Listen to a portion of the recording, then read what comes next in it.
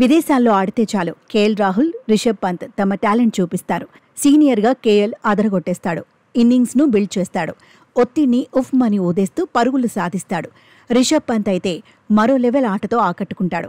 పరుగులు సాధించటం ఇంత తేలిక అన్నట్టుగా ఆడేస్తాడు. అందుకే భారత జట్టుకు గేమ్ చేంజర్గా మారిపాడు.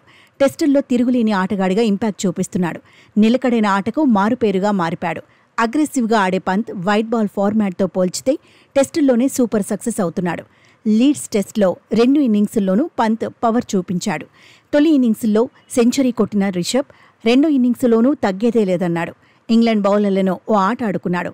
4వ రోజు ఆటలో బ్యాట్ పవర్ చూపించాడు. శుభ్మన్ గిల్ అవుట్ అయ్యాక క్రీజ్లోకి వచ్చిన పంత్ ఏమాత్రం తడబడలేదు. ట్రేడ్ మార్క్ షాట్లతో రెచ్చిపాడు. వైస్ కెప్టెన్గా అంచనాలు అందుకుంటూ ఎంటర్టైన్ చేశాడు. బ్యాక్ టు బ్యాక్ ఇన్నింగ్స్లో టాప్ గేర్లో దూసుకెళ్లాడు. మరో ఎండ్లో కేఎల్ రాహుల్ తక్కువేమీ కాదు.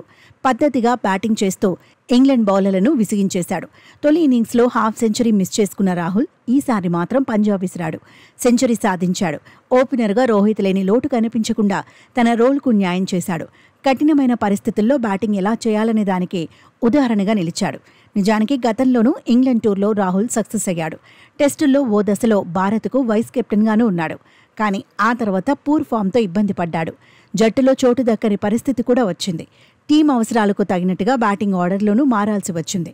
రోహిత్ లేకపోవడంతో ఇంగ్లాండ్తో టెస్టు సిరీస్లో ఓపెనర్గానే రాహుల్ బరిలో దిగుతున్నాడు. వరుసగా 2 ఇన్నింగ్స్ల్లోనూ కీలక ఇన్నింగ్స్ ఆడాడు. ఇంగ్లాండ్ పైనే ఒత్తిడి పెంచేలా తన వంతు పాత్ర పోషించాడు. భారత జట్టుకు శుభారంభాలు అందించాడు. సీనియర్గా బ్యాటింగ్ భారాన్ని మోస్తున్నాడు. పంత్ అయితే వైల్డ్ ఫైర్ ఆటను చూపిస్తున్నాడు. బౌలర్ ఎవరైనా రిస్కీ షాట్లు ఆడేందుకు వెనకాడట్లేదు. లీడ్స్ టెస్ట్ 4వ రోజు ఆటలో రాహుల్, రిషబ్ పంత్ అదిరిపోయే ఆట తీరుతో ఆకట్టుకున్నారు. భారత జట్టుకు అడ్వాంటేజ్ అందించారు. ఇంగ్లాండ్ గడ్డ మీద రాహుల్ 3వ సెంచరీ సాధించాడు.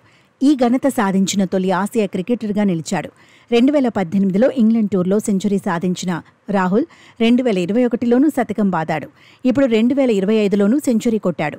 టెస్టు కెరియర్లో 9వ సెంచరీని సాధించాడు. ఫియర్లెస్ క్రికెట్ ఆడిన రిషబ్ పంత్ వరుసగా 2 ఇన్నింగ్స్లో సెంచరీ కొట్టాడు. టెస్టు కెరియర్లో 8వ సెంచరీని నమోదు చేశాడు.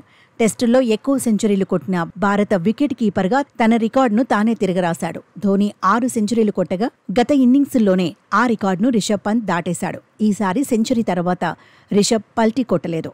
సింపుల్గానే సెలబ్రేట్ చేసుకున్నాడు.